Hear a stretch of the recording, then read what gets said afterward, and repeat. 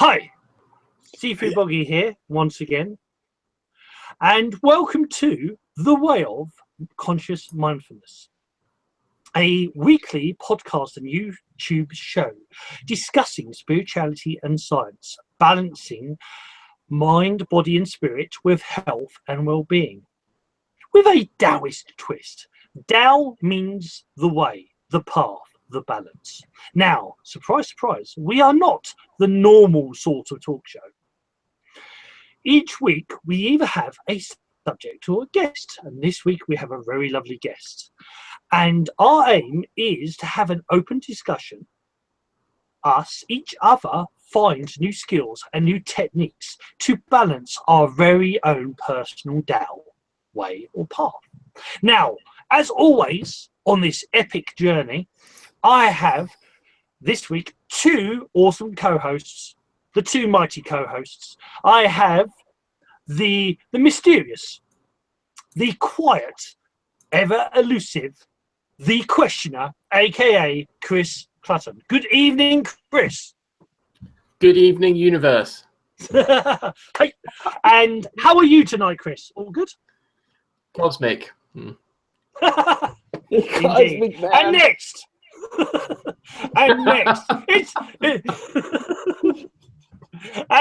it's the quiet. It's the non-assuming. It's the what the heck am I going on about? It is the mighty Robbie McKenzie, known to me as the awesome Robido. Hey, hey, hey, hey! Yes, I am very quiet this week. Yeah, quiet for you, just for a change. Good evening, Robbie. Good evening. Nice to see everybody. Welcome to the show. Nice to be here. Now, welcome as always, I will say, Boggy, Chris, and Lorelle. Nice to see you. I will say this very, very quickly. If you hear a phone ring and suddenly disappearing Robbie, he is doing his mediumship. He is working. He's and he spends his valuable off time with us on this show. So I'm always grateful. Thank you very much. But if he disappears, he will be back at some point. Hopefully he won't be halfway through a question. Hopefully he won't be halfway through a question. Otherwise, we're going to have to figure out what the other half was. But we'll come to that problem when it arises. So this week we have a very wonderful guest. We have Lorelle Dehnhard. She is studying. She's becoming a life coach, and she's building up her own community for spirituality. Now, we will be talking about releasing resistance to let you grow and why presence and love is the ultimate state. They were just some of the few things we'll be talking to. So, good evening, Lorelle. How are you doing? Hello. Hello. I'm very grateful to be on the show, and I'm great. Awesome.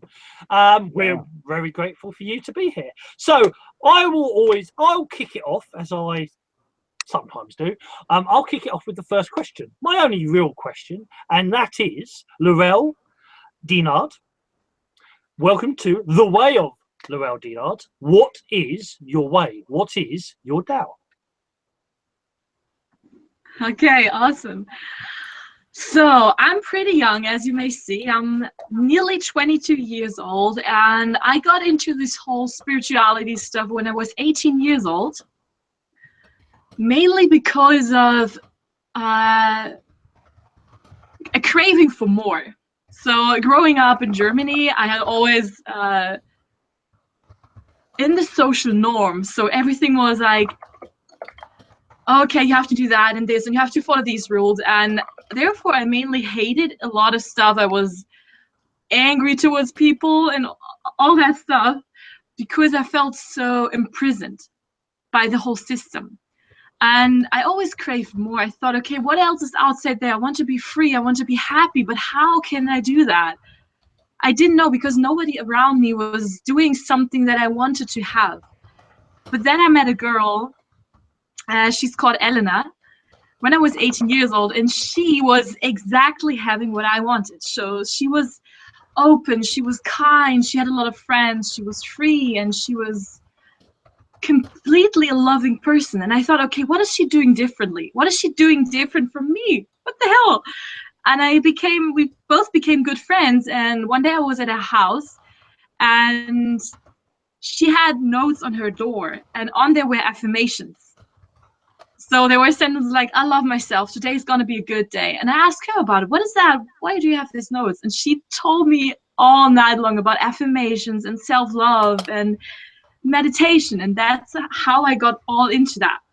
And I started to practice self-love, and I realized, oh wow, this has such a profound effect on my happiness. And this is increasing. I'm feeling better and better. But at the same time, I wanted, okay, why is nobody teaching me this? Why is nobody telling me this in society? Why are not my parents telling me this?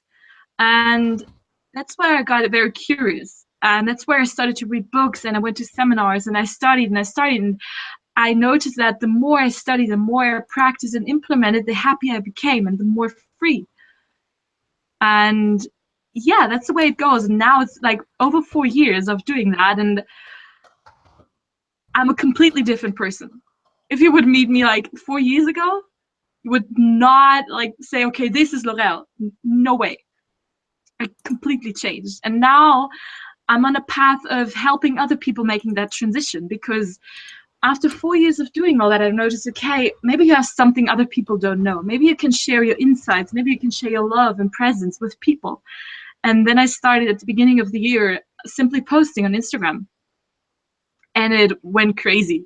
People responded to it and were like super into what I wrote. And I was saying, okay, maybe I have to take it further. So I started Facebook and then the blog, and all this got rolling. And then people wanted to be coached, like all this stuff came. And that's why I'm mainly focusing on building this. So helping people, building community, giving coachings, and recording a video course, because there are some specific problems people have, and I really want to get the point clear. Fantastic. So yeah. That's how it went. Quite a journey. 4 Yeah. years. A great journey, yeah. And you feel like you're a completely different person now. Oh, completely. Like these girls that always dress black and have like black eyeshadows and stuff like that. I was that person. I was completely into my metal music and totally frustrating, and I hated people a lot, to be honest. Like I didn't like, and I was complaining, and like completely turn around. Like I'm not the same person. And so that's amazing what all this can do, like really going into spirituality, what it can do for you. It's so crazy. It can change you completely. You won't be the same person anymore. Definitely. That's interesting, that actually, because like I say, when I look at your picture, when I set up your picture for the promo, there is a thing called Frasa, which is Middle Eastern face reading, which was used by the nomadic tribes. So it was used for business, but it was used to tell if somebody was a good person to do business with, but also whether they were good, a kind person or honest person. And there's also another one I do called Oriental Diagnosis. And the first thing I noticed in your face is like trying to say this in a way. The look in your face, like a big sigh. What I mean is like a lot of weight's been let go, and you've gone, Yeah. Do you get what I mean? And that's the first thing I see in the picture you used for your. That's the first thing I see. Like there's been a big weight lifted off your shoulders, and you're. I almost want to say you're being the real you rather than being something else that you originally thought you had to project. Does that make sense? Totally. Yeah, and it reflected all throughout my body. So I was a bit overweight, and this was because I had a lot of protection against people, because I was so angry towards that I'm complaining. And this reflected onto my body, And I got, throughout the 4 years, I got pretty much in shape, and it reflected all through, like my body, my whole being changed. It's Perfect. so crazy. Yeah. I think that's a lot of people, a lot of spirituality, a lot of spiritual people are like that. You get a lot of mediums as well that are really, really big. I was really, really big as well at one point. I was over 20 stone at one point, like years and years ago, you know. And I think because when you're sensitive, when you're an empath, when you have that sensitivity, you do feel it. You do it. It is like you don't like people. You do like people, you love people, but you don't like feeling all of that negativity. And you have to protect yourself. And then it's changing the way that you're looking at it so you don't have to protect yourself. Yeah. Exactly. Fantastic. That's the point. Yeah. And So you also, reversed it. You came in at the 0 point, and now you're, sorry, Boggy, I beg your pardon. Now you're, No. Fantastic. Okay, I was just going to say, not a problem. No need to apologise. I'll use the lightsaber on you later. There's a I've frozen up. Oh no, I'm back. There's a thing with bloatiness, and the body, if you know, especially in your belly, if your belly feels bloated, when you are frustrated, when there's a lot of negativity, your body restores. Because of anxieties and worries, your body stores. So a lot of people are not as big as they think they are, but it's your body actually stores tension, and it stores it in fat cells, or if because your stomach is very much related to your emotions, the stomach can be quite big and bloated, and you can look quite big and bloated because you're holding on to stress and worry, and there's negativity, and the body actually goes into a fight or flight mechanism where it's sort of storing up. It's a little bit like if you go on people who go on these big diets, go on a big diet, and then after that big diet, they continue to eat normal. Your body, when you're dieting like an extreme diet, your body goes into starvation mode. So what happens is that everything you eat, your body stores. Well, your body does the same thing when you're when you're desperately unhappy, or you're suffering from strong emotions. It stores up all the fat cells because it thinks it's going to go into a deep hibernation to protect you. And it's a protection. You said it's sort of like protect yourself. The body's natural mechanisms. But you've overcome that now. It's so crazy. The body is always on your side. Like even the fat you have is still there for your benefit. People are totally at war with their bodies and with their cells, but it's all perfect the way it is. The body is functioning, the mind is functioning the way it should be to protect you, to keep you alive. Yes, definitely. And you in your bio as well, you said that you became vegan as well, yeah? Like, I think that was part of it as well, because like the body keeps a pH level constant. It's brilliant at keeping the pH level constant, but when you're constantly filling it full of like acidic stuff or animal products or stuff, it's hard. It works harder to keep the pH balanced. So I think that's another reason we store fat as well. I think that's a physical thing, not just an emotional thing. I think all of these factors are very important. And when you go vegan, you kind of naturally alkalize, because it's hard to not be in a proper alkaline state when you're vegan, you know, and because you don't have any of these acidic things, or plus the energy from animals, the energy from eating meat or eating, you know, you get the fear energy through as well. That's what kind of works a little bit. Yeah, that. You're eating death. Really sensitive to that as well. You're eating death and scared. Like the animals are scared when they are killed, and you are eating that. You are consuming the last energy they had in their body, and you are consuming that. That's crazy. And that's part of. I think that's what you hold on to, because you're experiencing those emotions as well. When you're experiencing those emotions and you're holding on to that, it's hard to keep. It's hard to keep a clear mind. Yeah. When you're in that place, it's hard to keep a high vibrational place. You can keep a higher vibrational place, but it's harder. You have to work harder at it.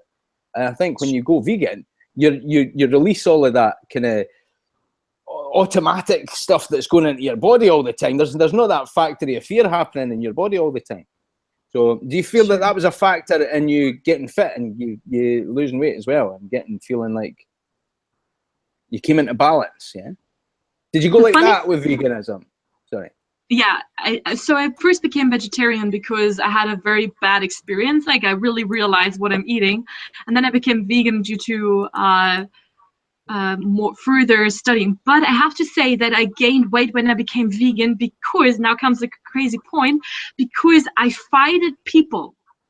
You know, these vegans that always want to talk to people about veganism and want to bring that to their side? I did this. So I was always kind of building a wall around me. The emotional thing was there. I think you can... Exactly. You can, like, if you eat massive amounts of carbohydrates as well, like when you're a vegan, it's very easy to do as well, because all the comfort food you can get, there's a lot of fat in vegan food as well. True. But the emotional component was still very interesting to observe then, because it's harder to gain weight on a vegan diet, but I had such an emotional protection against the world. This was so interesting. Well, there's an old saying, those who say don't know, those who know don't say. And one of the things I say, when somebody is trying to convince people of something, or they're preaching something, half the time they're actually still convincing themselves. Yes, they're still, is that, I agree. if you're confident and happy with your DAO, the way you're doing things and what you're doing, no offense, and try not to lose the PG rating, but you don't give a flying hoot about anybody, about what other, not in a negative way, but this is what I do, and this is good to you, and say, how you look so good, or you're so happy, or so healthy. What happened? Well, some of the things I did was this, and this. But when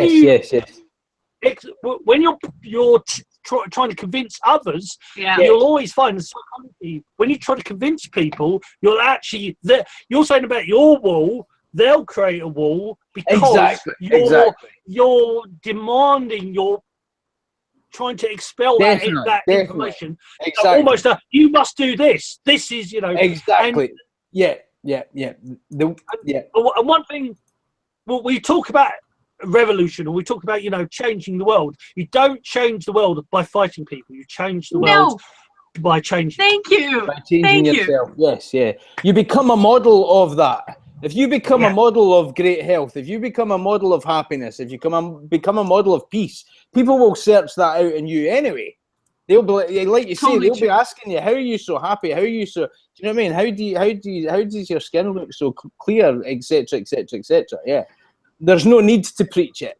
It's about living it. It has to be experiential. That's like my mantra. Eh? I should get that tattooed. It has to be experiential. Hey, is it in your book? Well, funny enough, Buggy. Funny enough. Yeah, that's my catchphrase. Eh? It's funny. My whole book is in Boggy's show. But there's no point in it. There's no point in these things unless they are experiential. That is the key to everything. And you can, like you say, you can preach to everybody. And what's the Scottish saying? Convince a man against his will, and he will be of the same opinion still. You know? So it really doesn't matter. It's just about living it and glowing, and then people going, what's he up to? What's she up to? You know? I have a quick question for. Oh, go for it. A question. We actually got a question. Go. We were talking about practicing self-love, and how do you practice that? I was just curious. What would you do maybe on a daily basis? Oh yeah, I did the exact same thing my friend did. So I wrote down things I liked about myself and stood in front of the mirror and repeated them, like set a timer for 5 minutes, and I did it. And this was crazy. Like 5 minutes of my day repeating these affirmations changed my whole self-image. And this was the beginning. And then I started to really, there was also a question of, I think of another teacher, and the person says, oh, what would someone who loves themselves do? So if I truly love myself in this moment, what would I do today? What would I do right now? And this is also a very good thing to do, because then you would, if I don't want to fix anything about myself, if I'm totally accepting where I am, what would I do? Who would I be? you know, because we go through our day and try to improve ourselves and try to get rid of certain things about ourselves instead of accepting them and going from the state of love and I am here. What do I want to do right now? You know, Yeah. because this whole improvement gets you nowhere. Always reach more to improve and always more lack in yourself. This is not the way to go. Recognizing To everything is accept what you perfect are. in the moment. Yeah, yeah. Exactly. Something This like- is self-love. I am perfect. I am present. I am whole. Yes. You know? And even anything that you're going through or any obstacles you have to get over, that's part of your path. That's part of where you are right now. That's not who you were 5 years ago, and that's not who you'll be in 5 years. So embrace who you are right in this moment. And I think we're always dying ourselves anyway, you know. Like even just the age process from, do you know what I mean? We go into kindergarten, we go into primary school, we die to our kindergarten self. We go into high school, we die to our primary school self. We go into college, we're no longer at school. You know, there's always a progression. We're always changing, and we always have obstacles. So it's always perfect in the moment. Yeah. Yeah, I think that's a perfect way of coming to your spirituality. Perfect.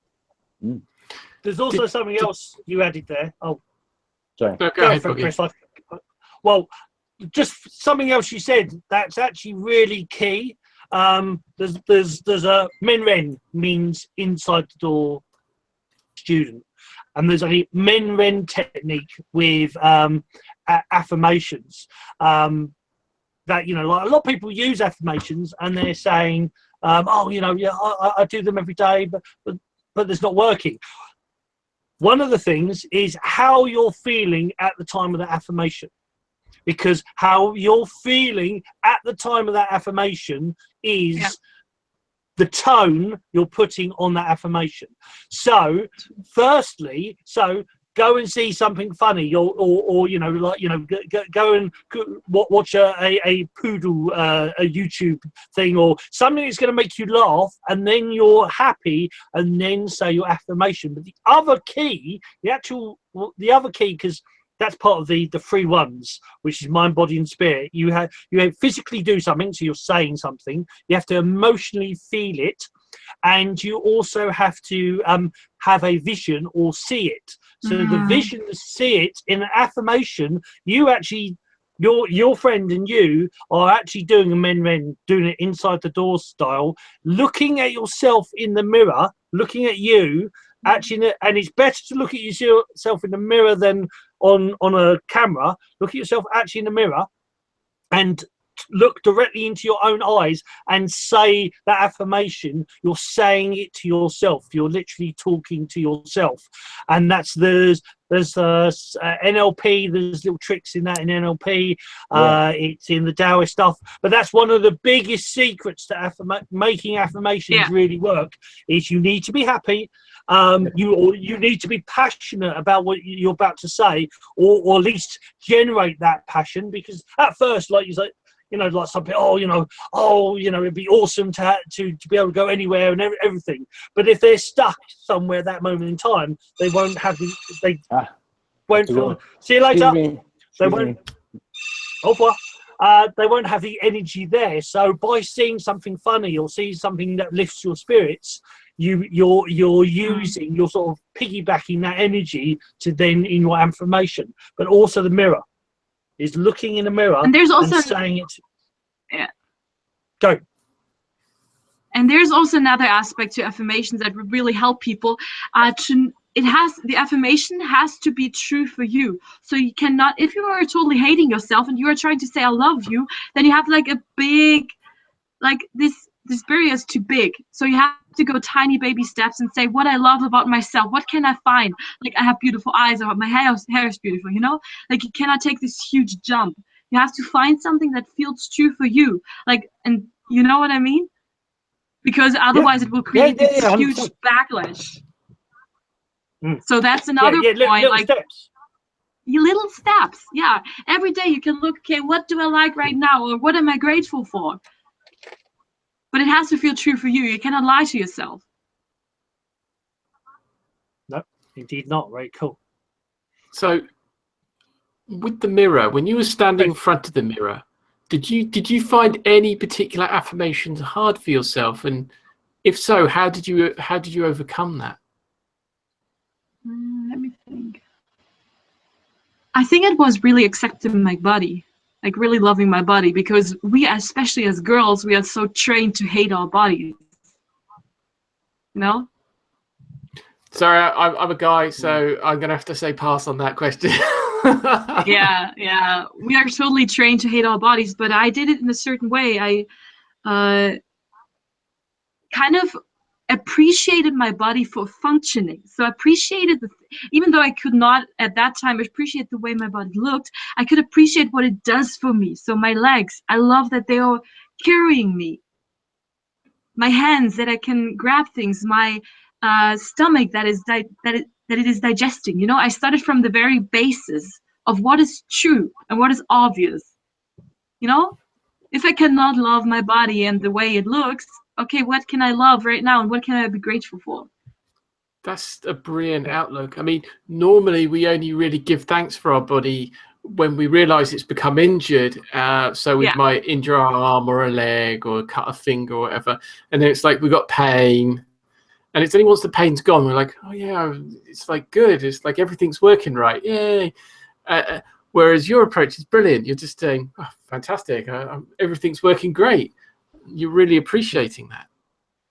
Yeah, because that's the only way I could go, because I was so distant from loving myself. And I had to take the obvious stuff first. And it was working, so I could climb my way up. So then I went to the skin. Oh, I like my skin. And then I went to the shape of my arms, you know, like baby steps. And that is well, Chris will know that I always somehow everything is the Tao, but that's very Taoistic. that is, you know, this little tiny steps, you know, is that, you know, rather than trying to focus on the big, you know, loving you, it's you know, find the little things. There's a great one. I think it's always partly forget his name. I think it's Joe Vitale. He was part of the film The Secret, and he wrote. He part of the, and he said, like, at one stage he was homeless, and all, you know, his only possession was a pen. And he said, I'm really grateful for this pen because it gives me the opportunity to write down my ideas and write down my concepts. And it's like, you know, is because you're like, oh, but there's nothing to be, well, there'll always be things to be grateful. And you actually did that is a really awesome thing to say, well, you know, I love my legs because my legs take me to that place. You know, I love the fact that I can digest food, and, you know, and you know, you can start off, there is always something you can be grateful for. Your health. There's always something. Yeah, exactly. And you start off with the tiniest things, and you build up. And it's, you know, what I say, it's very Taoist, because it's this thing of momentum. You build up more and more and more, and you've got all these examples of all these things that you appreciated for. So I've got loads of things to be grateful for, loads of things, and that gives you momentum, and it almost is like a childlike game, because then you look for more and more. You try to find more. You know, you look for more things. Till, you know, and yeah, it's awesome. That's really cool. Yeah. So, like you were talking about your age there. I'm going to come back to the whole body thing a bit later on, because you were 18 when you started out on this journey, and then you've gone through this 4-year growth cycle, and now you've kind of reached a point where you've gone to start your own business. Where did the confidence come from to start your own business? What was the spark that made you think, yeah, I can do this? Okay, here's the thing, and I love to tell it all people that have a passion. Oh no, you looked up. If you just start again, please. We lost your answer there. Oh, sorry. So I had this vision a long time before. So I always thought I wanted to do something in that field, but I never knew what. And here's the thing. I always focus on what brings me fulfillment and joy every day. And somehow this sharing and this confidence to do what I do was natural. So it was completely obvious and natural for me to start doing that. It was no hard thing. It was obvious. And this is crazy when you start to follow. yeah, when you start to follow your bliss every day, you really start doing what you love, then the purpose will fall into your lap. It is the way to go, because the purpose is something so big that you have to be happy and ready enough to receive it and to start acting on it. And here's also another point is, if I did not have the courage to work, to really act on my happiness every day, I would never have the courage to work on the big purpose. Because the confidence came from, I know what makes me happy. I know that I'm grounded in my being. I'm peaceful. Nothing can shake this whole being up. Even if I mess up this whole business stuff, I'm still happy and peaceful within myself. And this building a business was due to building happiness, freedom, confidence in myself over 4 years. Step by step. That is a fantastic attitude to have. I know some people who are, let's say, a little bit older than you and still haven't learned that very, very valuable lesson of things don't go the way you think they should. There's another day, there's another week, there's another month. There's something you can do that will bring you bliss, if you like. I'm so detached from. So this is a funny thing. Whenever I do a post, whenever I write something, I'm totally detached from it. Whatever morning, nobody's commenting negative, by the way, but whatever is someone commenting, I don't take it personally. It is just my work. It's like painting a picture and I put it out to sell it. It's the same with writing this stuff. I just put it out there. And it's just like, okay, this is not me. This is a creation. This is something I created. But this is not defining me as a person. And we have... Chris, you know what I'm going to say, don't you? It could be one of 10,000 things, Boggy. That's another Taoist. That's another Taoist philosophy of this. You know, create stuff and then you let it go. You know, is you give birth to it, and then it's, you know, it's the world. You know, is the thing of pride is like, you know, it's good to have pride for, you know, the things you make to a degree, but when you're if somebody else doesn't like it, that's not your problem. And if somebody doesn't, you know, if somebody doesn't like the way you are, that's not your problem. That's their problem. It's not your problem. As long as, you know, your problem is being happy within yourself and doing the things that bring joy for you. So it's this thing of, yeah, this, you know, we had a couple, was it last year now? We had somebody put negative comments on, we did about law of attraction. We did a show about law of attraction, and we had negative comments on there. And the other co-host is not here tonight, Michelle.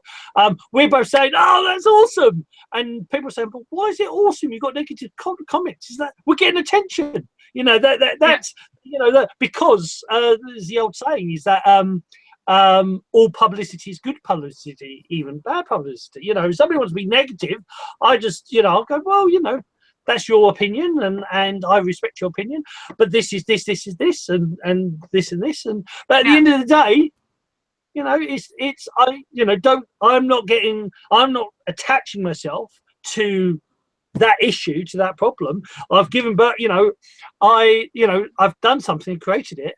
I say with the show all the time, you know, I'm a co-host. There are certain people that always argue with me, saying, "No, Boggy, it's your show." It's like, no, I'm a co-host. I am part of it because now this has evolved into something else. It's evolved. Flagging him down. This has become its own entity, and that's what you do. Exactly. Yeah, this is the point. This is what I don't think people get, is that when you create anything, you write a story, you create a blog, a post, or you create, you know, you make something, everything that's come from inside here, however, whether that's written, typed, said, or even made, it becomes its own entity. It has its own energy, and the whole point is once it's out, you let go of it. You allow it to be itself. You give birth to it. And I have something very, very helpful for everyone that's listening to get the courage to do that. I once read a quote from a very from a very famous researcher, and he had all this stuff in his head and he wanted to write it down. And he said to himself, okay, I actually have to write that down, because if this body dies, all this knowledge dies without anyone noticing it. Is it worth it? No. Like, all this stuff that is in my head can be so helpful for people. And if I'm too shy or not too confident to really get it out there, then I'm really taking something from the world. And if this whole body dies without me expressing myself, then this is useless. All this knowledge is dead. Like, nobody has it. It's in me, and nobody, you know what I mean? This courage comes from a state of, I have to do it. There's no way. I have to do it. I don't have an option. Cannot resist it. Yeah, because you've you've created that. It's in there. You need to express it. It needs to be expressed. Otherwise, like you say, it you know, in a way, it could be lost, or your version of it at least will be lost. And you know, this is the whole point of, you know, in society we've got used to. We've had a society for many centuries that where you're guarded, you're protected. Oh, you know, no, you mustn't know. But the whole thing is that you want to change things. You throw out ideas, send it out, give things out. Is you know, is that as a I'm back. Yeah. Am I back? Yeah. Well, as a Taoist, it's the old thing of a muse. You know, a Sifu is a sort of a teacher, but more of a muse. The whole idea is that I, you know, give people hints or give people ideas. So, you know, if I say something and someone goes, "Oh, that's awesome," and they run away with it, and you know, they tell everybody that it was their idea, it doesn't matter to me whether, you know, they say it was my idea, their idea, the cat's idea. It doesn't matter, because it's meant to be out. It's meant to be given out. It's meant to be expressed. So it's as long as it's and this whole thing of, you know, like we were saying about, well, I was saying about evolution and revolution. You know, you want to change the world. You don't change the world through fighting. You change the world through giving, through expression. You know, there's this brilliant, I always forget her name. I know it's Martha. There's a sociologist who had this pyramid, a sugar cube pyramid, and saying about the society structure that, you know, there are very elite people at the top, and then there's everybody underneath. But the way you change things, and she's poured water into this pyramid, well, actually it was like a blue dye, and you saw the liquid start absorbing up through the sugar cubes from the bottom up, and then the sugar cube pyramids start to collapse and fall apart. And that's how you change the world, is that you do it from the grassroots, you do it from the ground level, you give out information, you get you know, you get the Joe Blogs of people, and you help them find new ideas. You do, you know, what more prime example is that changing people from the ground up, you know, is you know, really metaphorically, you know. So it's you know, and that's how you change the world, is that you change it by getting everybody, wake everybody up and get people to go, because people will say there's nothing I can do. Well, actually there is. You can do this, that, and you do this for you change your life, and you'll affect everybody else's, and that's the point. It's like you've changed your life, and then from that you can therefore help others if they choose, if they want your help, and that's the point. I love this. This is like so on point. Love it. I know nothing. I come from Barcelona. That's a joke of mine. Right, Chris, have you got a question? I have a sort of semi-question. So this practicing self-love, I mean, you've talked about the affirmation side of it, but I can also think of like a physical side to it as well. So like eating well being one of them, treating your body well. So going for a run maybe, or a walk, or going out into nature or something like that. I mean, have I missed any out? Probably. But you know, what do you practice in the sort of physical area, if you like? Oh, meditation, big time. Meditation is a big one. it's hard to explain because all this stuff came natural as a byproduct of going through that path of more loving and more loving, you know. But I think it was a lot of spending time in nature is really a big one, because when you go out in nature, you see perfection, and you see that everything in nature is perfect, and you're part of nature, so you are perfect, you know. And it didn't need some complicated architect to come in and say, "You tree, be over there, and plant, you grow in this particular shape." If you see what I mean, there isn't sort of a. Anyway, it's not complicated. Nature is simple. Nature is simple. Nature is all, yeah. It is. It's very, very much. I mean, but I love the ocean, and I love like the forests. And like where I live, there is a place called Black Park, which is always loads of forests, loads of woods, and the lake. And there's energetic answers Taoist about the ocean, that water is very good. Water teaches you adaptability. Yeah. The great Bruce Lee saying is that when water flows into a cup, you become a cup. When water flows into a teapot, it becomes a teapot. It can go through the smallest of gaps, and enough of it can break a dam. If you want to be like anything, be like water, my friend. And that's Bruce Lee made that famous, but it comes from an old Taoist poem.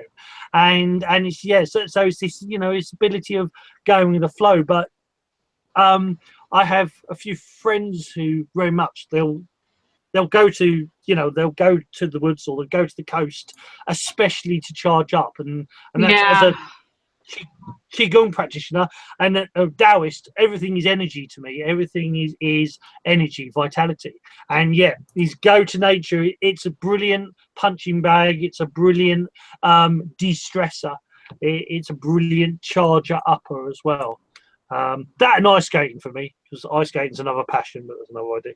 That's something for later. But yes, nature, that's very, very cool. And obviously you get more oxygen. It's oxygenating your system more. And natural sunlight, vitamin D is a very, very important thing, especially city dwellers that spend most of their time with indoor lights. The whole in the West, especially the whole SAD syndrome, which the lack of sunlight. It's also that the activation in the eyes, sunlight resets your body clock. So going out every day, at least for half an hour, and get a little bit of sun, if there is sun, or at least a bit of light, resets the body clock. So people who suffer from amnesia and not amnesia, can't sleep. So it will help amnesia as well to a degree, but insomnia, that's the word I was looking for, wrong one. So people who struggle with sleeping, is that sunlight is a very good thing to boost your immune system and to reset your clock. That was why originally especially with farmers, in the old Taoist sayings, that people got up in the early morning when the sun rose. People got up, and they went to bed a few hours after the sun went down, because of the darkness, because they only had fires originally. With the darkness, they knew it was time to sleep, and they'd go to sleep, and they'd be awake when it was dawn. So yes, nature's very, very good. Cool. Nature's awesome. I love it. I'm just going to throw in some viewer feedback. So this is from Thistle Oakleaf. I was a pescatarian. Oh, God. Maybe a second. I was a pescatarian for about 6 years because of the food poisoning incident. I eat meat now, but will still have corn when I can. I think that was going back to when we were talking about being vegan and the pH levels and all of that stuff. So thank you for those comments. Okay. Right. Hopefully I read that word out correctly. Yeah, I'm not sure I've heard of that word myself. But anyway, so I mean, what will your company you're building up, what are the things you're going to, what is it that it entails? What are the different skills that you will be doing? That's a good question. I'm mainly focused, so I want to give people a bigger understanding. So if they have any struggle, it's due to a misunderstanding or misalignment they have in themselves. So most of the time these are beliefs or fears or something like that. But now I'm the path of making clear to people that our limiting beliefs and our fears are just thoughts. Like just thoughts. And what are thoughts? Thoughts are something like just expressions. And they are preventing us from doing something. They are limiting us. And this is crazy currently, because I feel that a lot of people need to hear this, that you are not the mind and you are not the body, but you have to work in it and with it, So you have to detach from your mind as well. Or detach from monkey mind, maybe. Yeah, detach from monkey mind as well. Yeah. Let's not get Boggy started on that. No. Ego. I was going to be quiet. Yeah.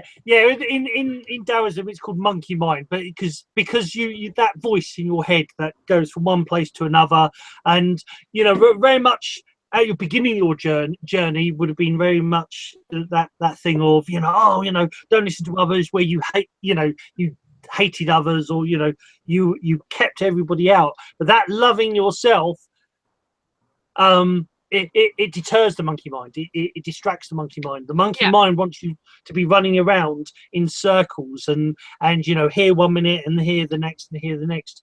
But you're now becoming very focused and very attentive to yourself, as well as the things you do.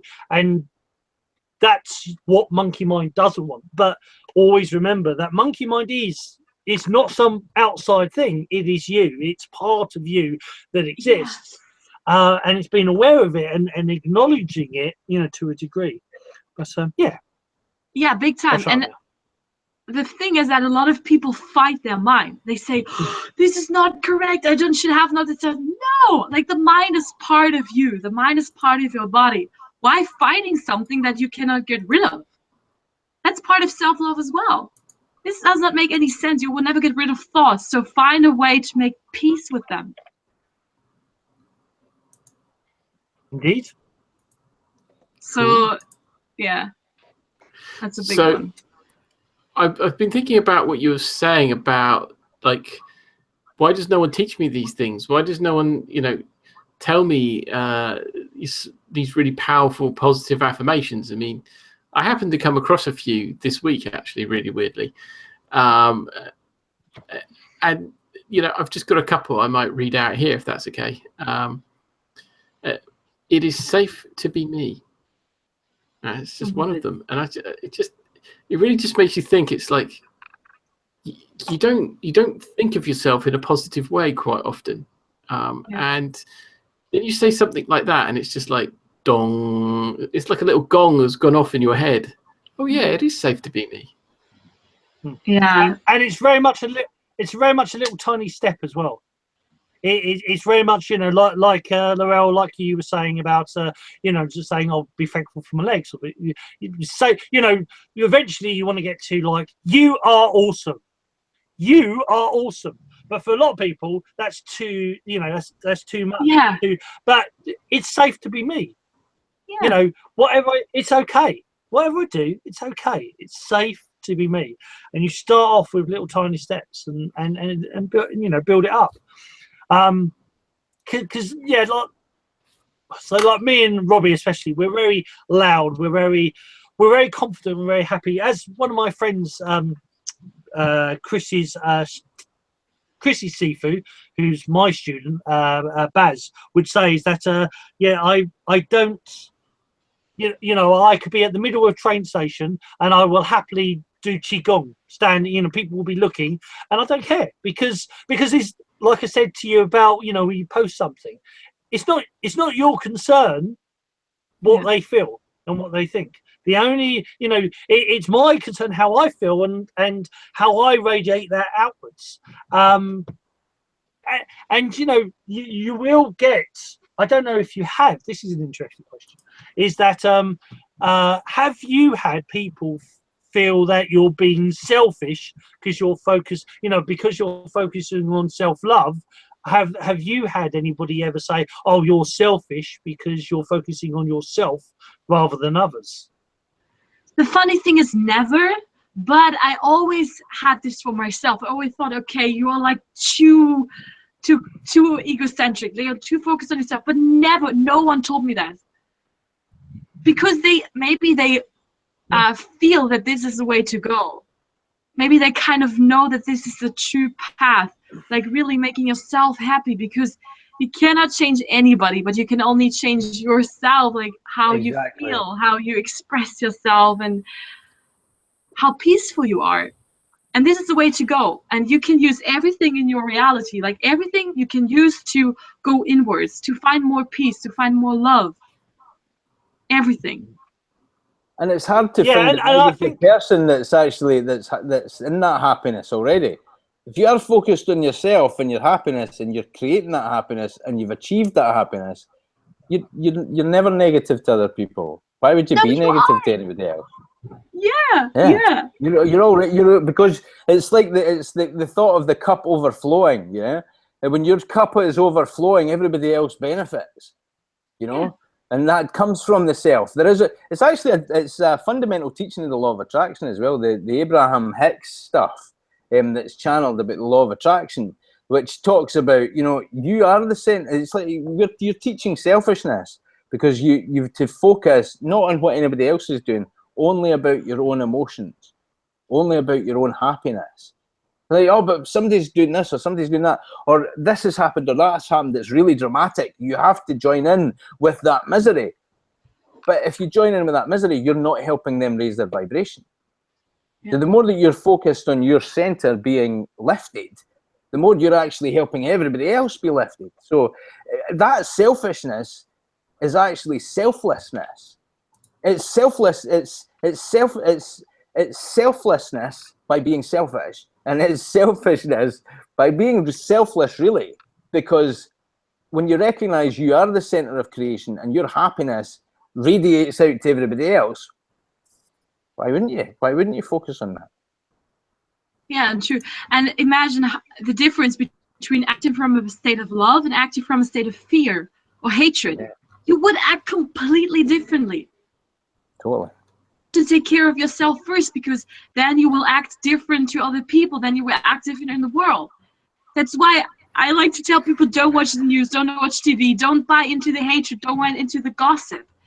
Just focus on yourself making happy, and then you will not naturally do way more for the world than buying into the gossip and buying into the negativity. It's such a big point. Yeah. There's an old surprise. There's an old Taoist saying about the overflowing cup. Is that is your aim? If this is you, your aim is to keep going until it overflows.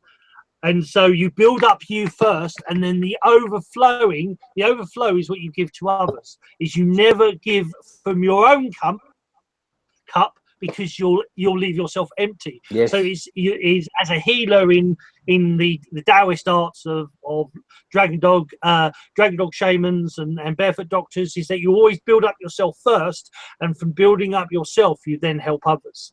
And it's it's a thing, is that because I mean, from what you've said, there's been such a dramatic change from 18 to now, and then there'll be another one from now to the next 5, 10, 20 years, is that, you are an example of your own philosophies. And if you can do that in 4 years, imagine what you can do in 40 years. Yeah. Crazy. Exactly. And here's the thing, like you asked before why I had the confidence to do that stuff, what I'm doing right now, because my cup was overflowing. That's why it was natural, because it was like spilling over, and okay, where do I have to go? I have to do something with all that water. I have to do something with all the love. was natural. Yeah. And that's why when I imagine like 20 years into that more and more and more, okay, what we can do to the world is everyone does that.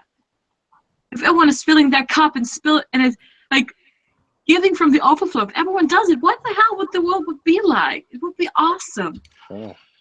Indeed, and that's the point. That's, you know, like saying, helping everybody from ground up is that if, you know, imagine if everybody, you know, if everybody actually appreciated themselves, if everybody could find their own abundance, if everybody could actually let go of their own char to help themselves, because you know, helping others is service to others is great, but firstly, the very first thing you need to do is service to self, is that you need to build yourself back up, and it's interesting. I mean, service to others, though.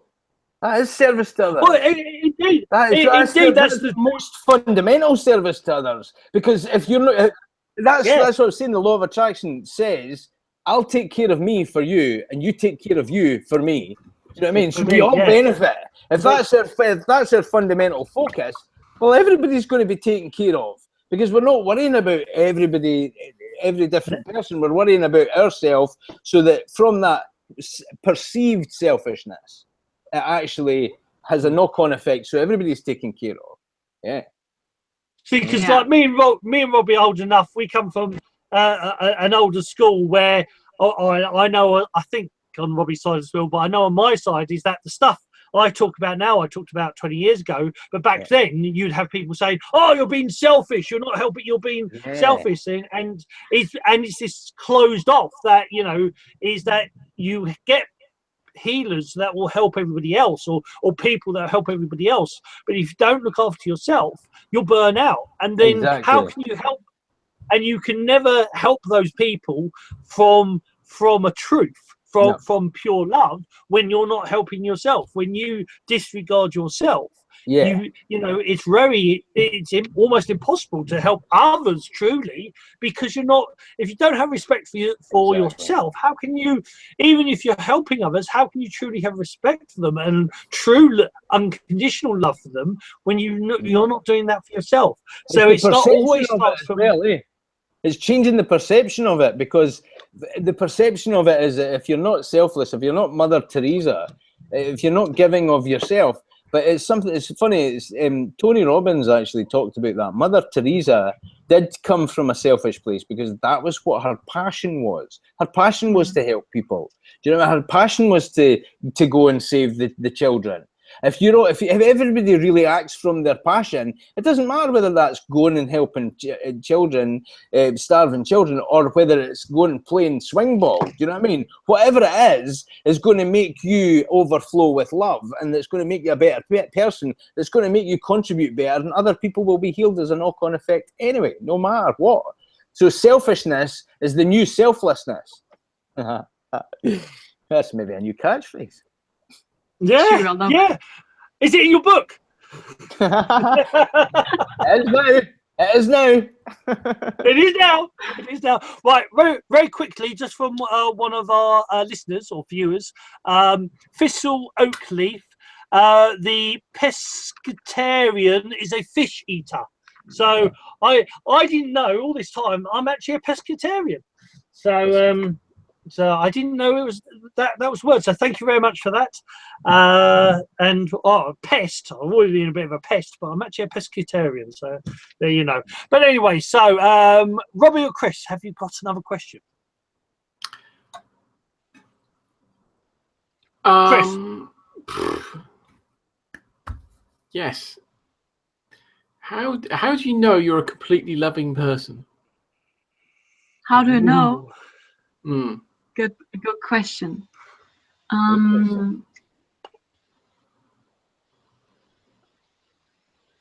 Because I'm not fighting anything.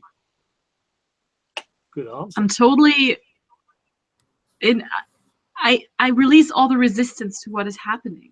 You've given up resistance. I say, whatever comes. I can be happy wherever. I can be loving, and the funny thing is that only more things come to be loved. Yeah. Wow.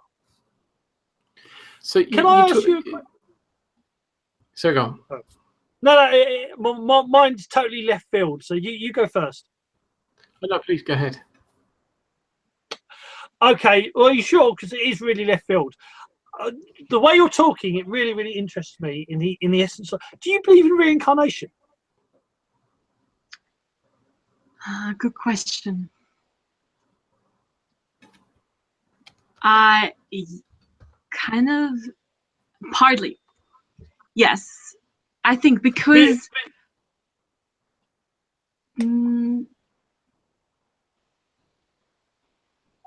we're just. I'll say why. God, yeah, it's hard to explain. So I kind of believe. You're talking.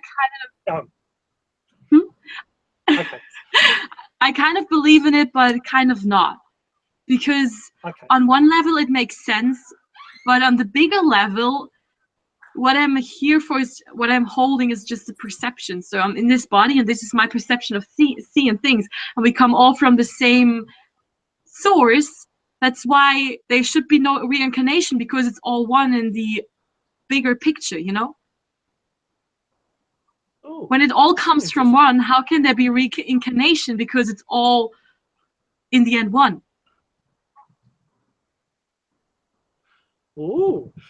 So yeah, now, right, okay.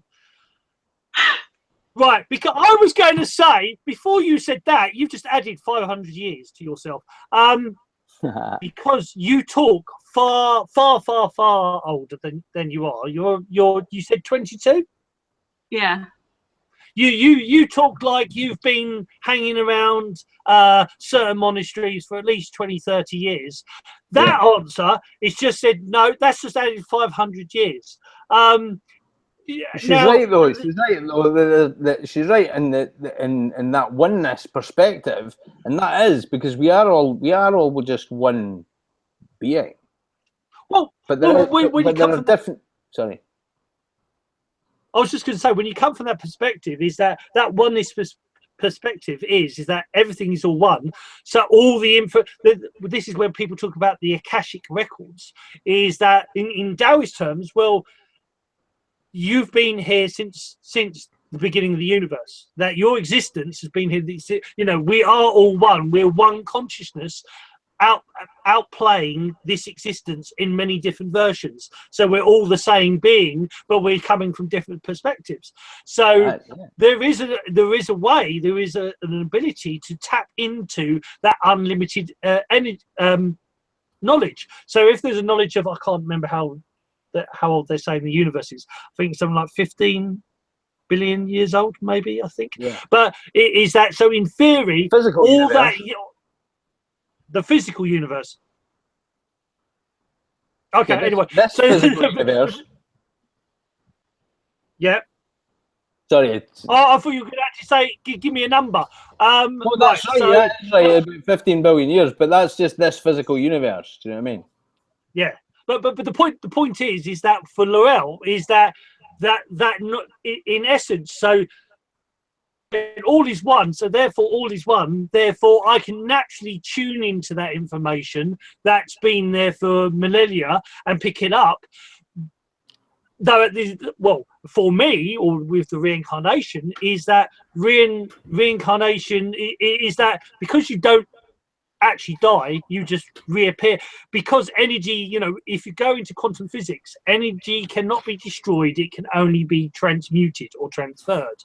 So all of you is energy. All of your consciousness is an energy. Therefore, you cannot destroy an energy. So yes, your physical body can cease to exist or cease to work, but your consciousness still has to go somewhere, because it is energy, because everything in the universe is energy. Therefore, this is why in Taoism and Buddhism they talk about reincarnation, because when you've finished with this life, you'll go to the next one, you go to the next one, and the difference is, until you're ready, you don't remember. You suffer from amnesia, like a lot of people who dream don't remember their dreams, because it's their body's way. Their body has a cancelling mechanism that deletes your dream, so you don't get overloaded with information. So if you expand that further, the reason people don't remember over and over and over again since the dawn of time is because all that information would blow their brains, quite possibly. But at the same time, and I'll bring back what I used on Michelle once, is that if that's you, that's your consciousness. Your consciousness is a whole piece of paper, yet you can only fit so much into it. And that's why when people talk about, oh, I can see their aura, or they would say about Mother Teresa having a very big, wide aura. And that's because more of her consciousness is coming down in near around her body. But my point is that you're a very wise woman well, you're just a very wise woman, very, very knowledgeable. It's very, very much enjoying this conversation. Do you want to wrap up part 1, Boggy? Okay, is it that time already? Cool, blimey, it is. Okay, so I'm bouncing about my yoga ball for those watching on YouTube. So this was part 1. It was the way of. A very quick part 1, but this is the part 1 of Lorelle Dehnhard, and we talked about how to focus on self-love, how affirmations. We ended up me ranting on about the universe and the meaning of life and the 42 and all of that. So I hope you enjoyed it, those in podcast world. Go and look for part 2. So for now, it is goodbye from the mighty Robbie. Thanks for coming. It's goodbye from the mighty Chris. Goodbye, and thanks for coming. And it's goodbye from the very lovely, the very beautiful Lorelle Dehnhard. For now, Paul. Thank you. Bye-bye. Bye-bye. So take care. Go and look for part 2. So if you're in the podcast world, go and look for part 2. So take care. Bye for now. Love, Chi, and Shen, from Seafood Boggy and the Way of Conscious Mindfulness.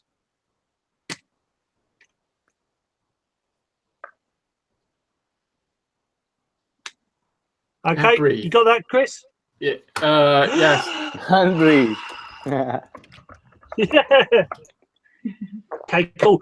Right, does anybody want more water or quick toilet break, or are we all good? I will go to the toilet really quick, yeah. Okay, no worries. See you in a minute.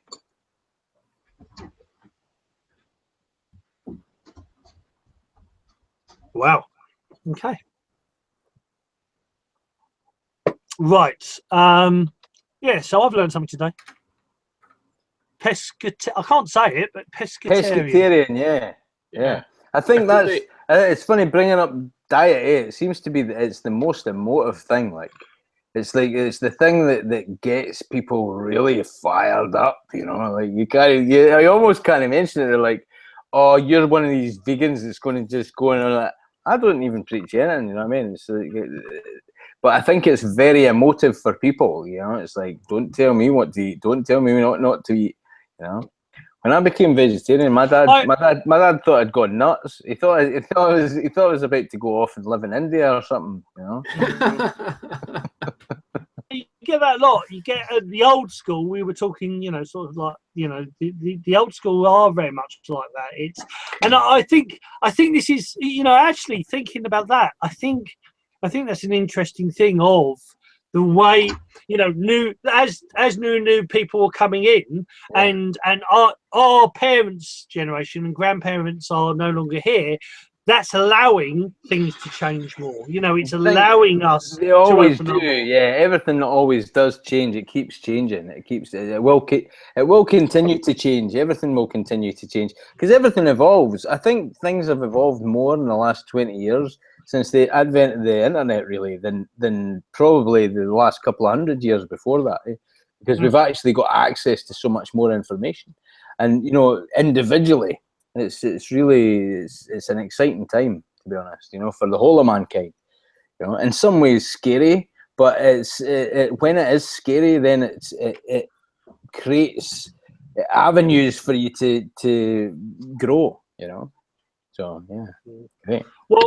Well, especially if you're a bit of a stargazer, you got the second new moon coming up, haven't you?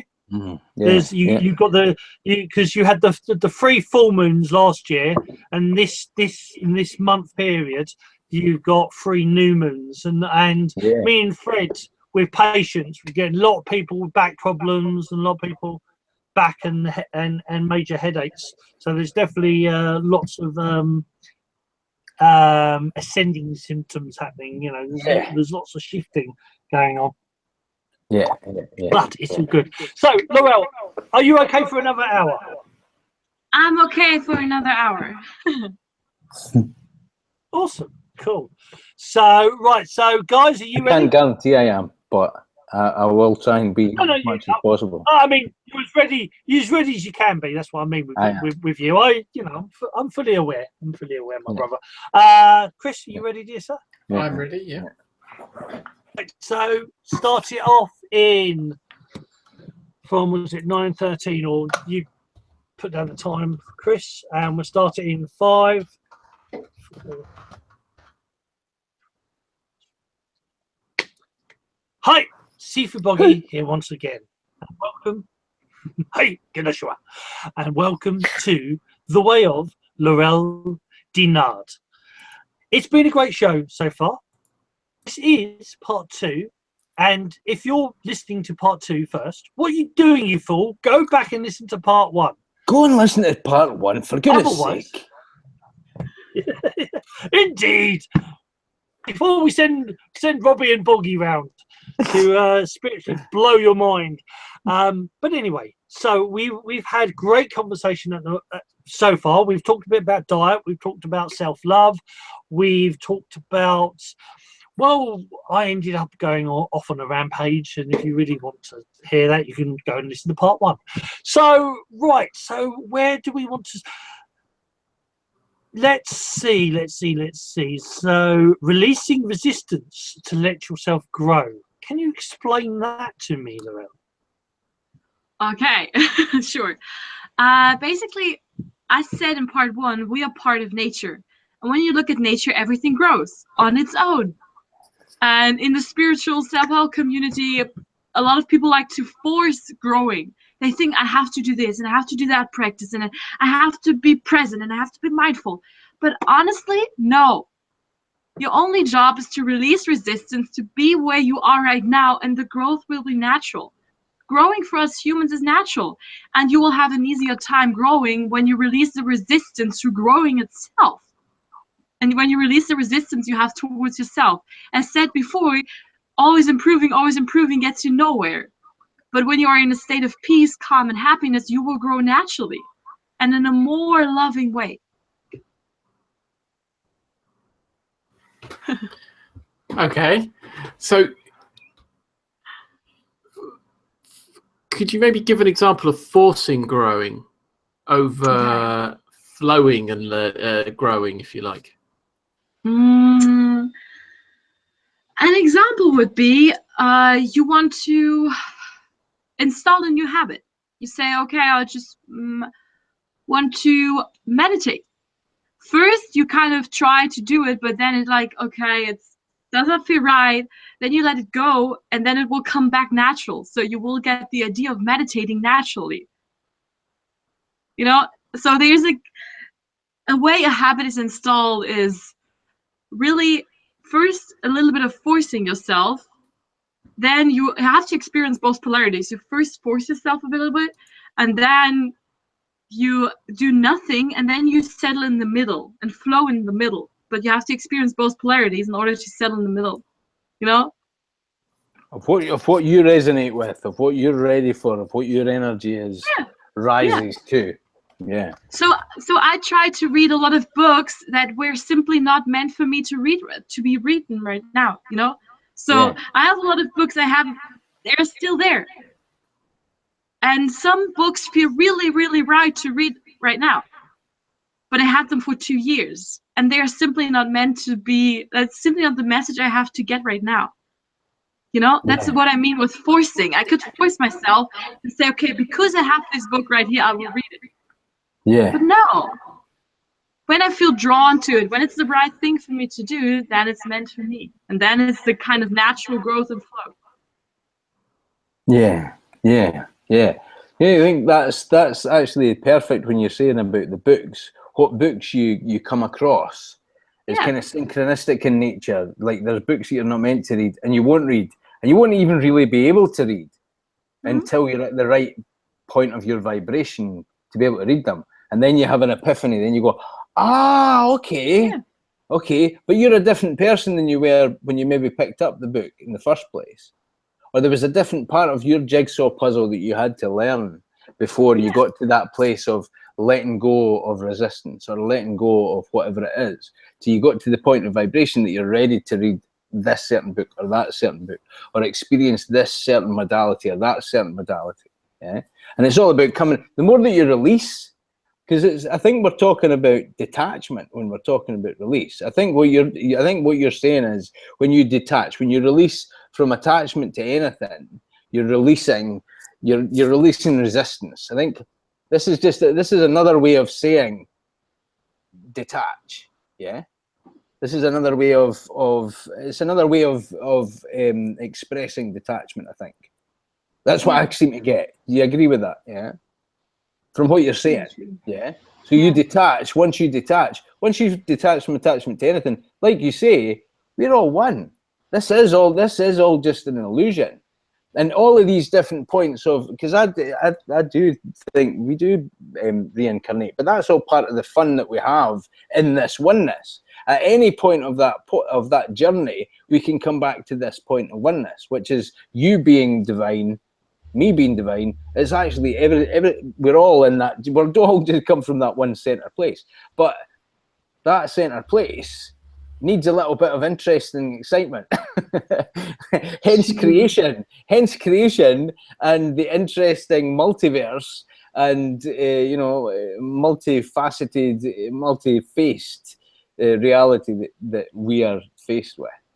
Yeah. So I agree. I think there's different ways of looking at it, but that's what I'm getting from what you're saying. So what you're teaching and what you're helping people to is detachment.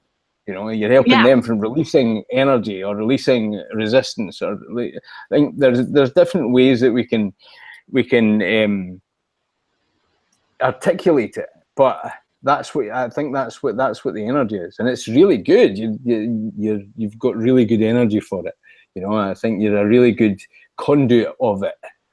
I think you're a great catalyst for that detachment. Yeah. So Thank you. Yeah. So what is the big? Do you have a big plan, or are you just being in the moment and enjoying it all unfolding? What do you mean by big plan? Big plan. Do you have a master plan of where you're heading, or are you just watching this organically grow? 10, 20, 30 years. I have a vision. Yeah, and this vision is way bigger than me.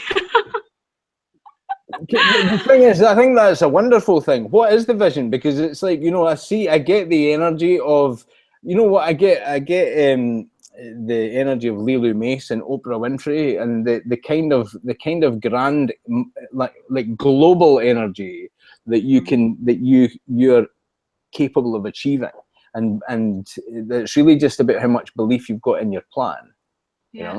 It's basically a completely new society. I think a lot about kids, and when I think of kids, I want them to grow up in a society where they can flow freely, because naturally we are like kids, flowing freely and doing what we want and having fun and excitement. But we retrain kids. We say, don't do this, and you should not have fun. You have to go to school. You have to learn this and that. But this is not where I want to have my kids. I want to have them in a completely new society of people that are loving, that are caring of each other, and are flowing. There's nothing you should do. There's nothing you should not do. There are no rights or wrongs. There are just people expressing themselves. And nobody is wrong. And that's a bigger vision, I think. And I have some personal visions for myself as well, so where I want to be. But I think... What's your personal vision? So, do you know vision boards? You do. Yeah. That's what we were talking about, the law of attraction before, yeah? Yeah. So my vision board is kind of a beach house, because I love to meditate at the beach. And I always want to live in a beach house and go there and meditate and just be peaceful and write. I just want to sit there and write, like on the computer. And so writing is your thing. Writing and expressing in the word, yeah? It's kind of, I like it. Yeah, I like talking a lot as well, but writing is so natural for me. So what books do you have on? You have books on the go. You have books in the planning and the writing just now. I did write a short book, an ebook, but I did not publish it because it does not feel right. But I'm mainly focusing on little social media posts actually. But yeah, then maybe more blog posts. Maybe I will write a book. Maybe. Let's see where this is heading me. So I have all these kind of, and I think you will do. I think you will do. You know, if that's your passion, because that seems to be something that is expanding within you. Is it? And you just saying that's what I want to do, that being your vision, I think that is what you'll do.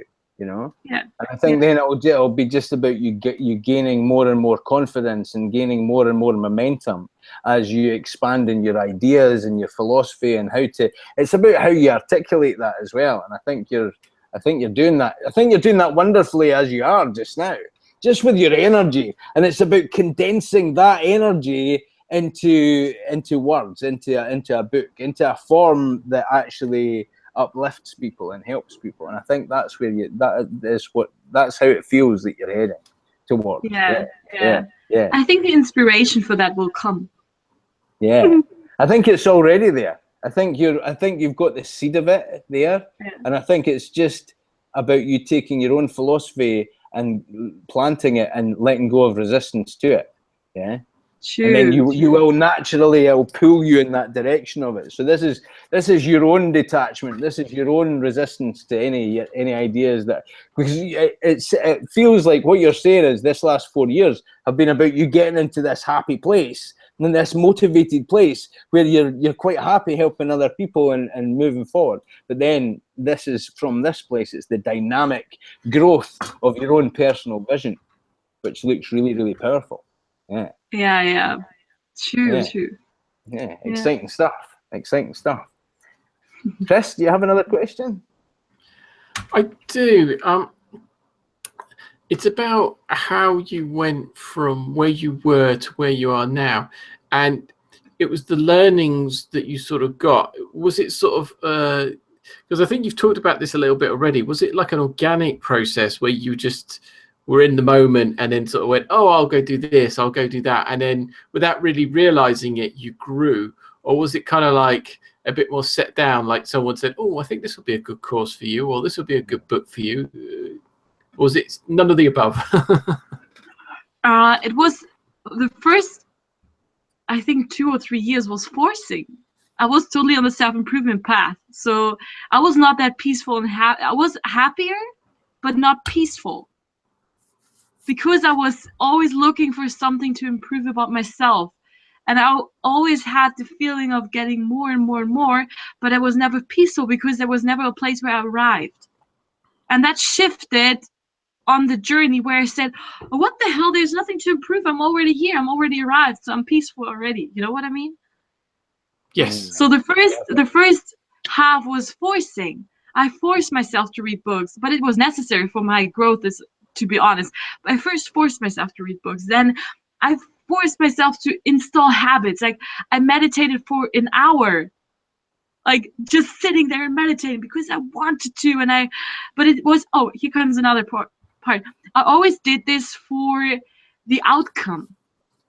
Yeah. I never did this for the pure enjoyment of the thing. I always did this for the outcome, for improving myself, for getting better. But now I'm doing all this stuff for the pure enjoyment of doing it itself. Perfect. I think that's the fundamental teaching of the law of attraction and the new age energy of follow your bliss. Like this is what I taught. That last blog post that I did it was ages ago was talking exactly that thing. Because I've got many clients that then they do yoga and they pray and they meditate and they do this, that, the next thing, and they're always saying, "Why have I not reached enlightenment? Why am I not happy? Why am I not peaceful? Why am I not?" You know, I should have been doing this. I should have been doing what I wanted to do. And I'm always like, well, you should be doing that in the first place, you know. If you want to meditate, if you know, I think these things are fundamental, though. I think it's good to get into a habit. I think it's good to get into. I look at it as brushing your teeth or combing your hair. It's good to have. I see prayer as focused thought, right? That's all it is. It's focused thought. It's focusing your thoughts on a deity or on the universe or however you want to put it. And meditation is listening, as connecting into the deeper energy. And there's more powerful meditations like the Merkaba meditation. That's a completely different thing. But I think these fundamental things, they should be as important as brushing your teeth. You know what I mean? Yeah. What are the fundamental things for you? Oh, sorry. Just I'm gonna have to go. What are these? Oh, she's gonna have to go. Okay, well, I'll answer that question then. Yes. I'm sorry, I have to go. Yeah, no worries. I have to go. Sorry, guys. Bye, mate. See you later. Bye. Right. Bye. So the fundamental, daily practice, in other words, would be for me but this is where I get Chris to do his eyebrows again. Taoistically, everything's intertwined. So I'm not one for boxes. So when somebody talks about meditation, meditation is focusing on one thing and forgetting everything else. So brushing your teeth, if you're focusing on brushing your teeth and focusing on doing it, you know, whether it's electric toothbrush or a normal toothbrush, and you do it, you know, you're mindful of brushing your teeth, that is a meditation. Cycling a bike, that is a meditation. So this word, you know, for lots of people, they get a bit scared by the word meditation. And it's like, well, meditation, this is where the word mindful's come along. You know, meditation is just being mindful. So I do meditation most of the day. Of course, when people hear that, they think, what, you're sitting there cross-legged going on? And so no, because meditation is about focusing on what you're doing. So living in the now, being mindful, living in that moment. So meditation is a big thing for me.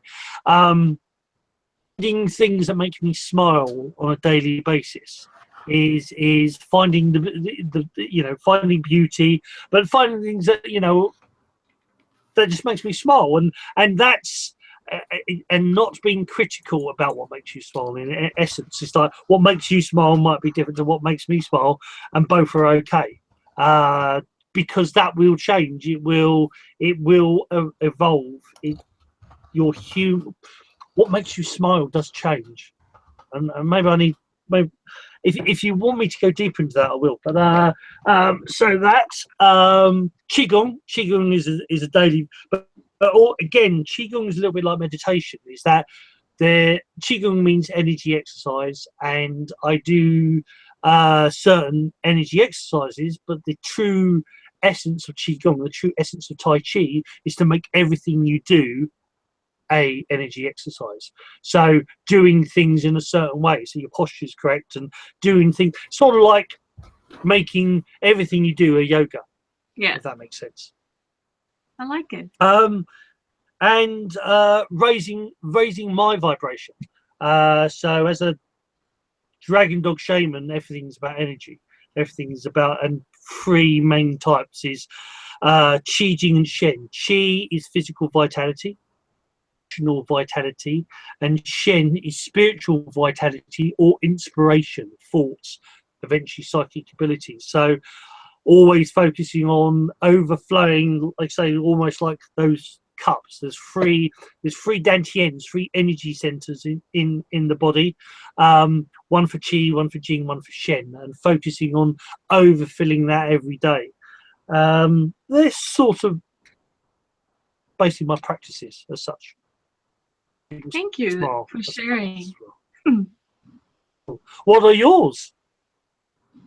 The only real sad thing is meditation. Oh no, actually my morning routine is very cool. So I get up in the morning, I drink lemon water, a liter of lemon water, then I meditate, and then I'm going to make myself a smoothie. Nice, nice. That's kind of the point. Yeah, trying to drink water as soon as you get up in the morning is very, very good. It helps settle the bacteria in your stomach. For the listeners, not for you, but for the listeners, lemon water is a very good alkalizer. There has been people that sort of try to sort of saying, but lemon is acid.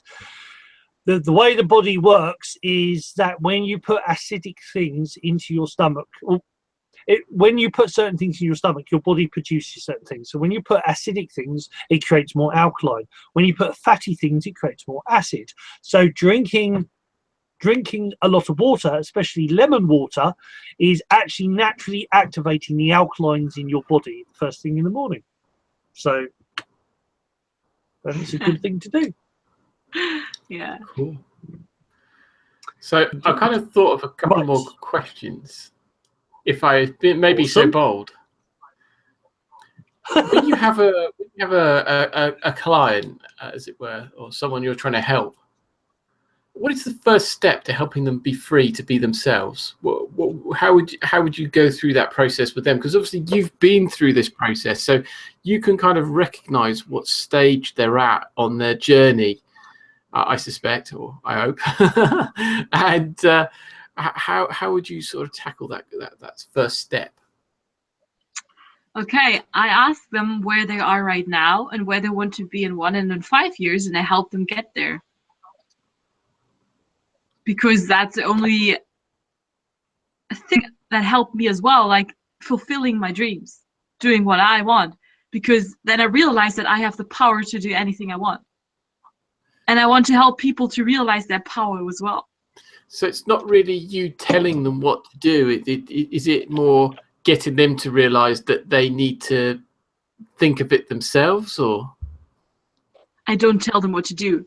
I help them release the blocks, so the limiting beliefs, the fears, and stuff like that, to do what they do, to have the courage and the confidence.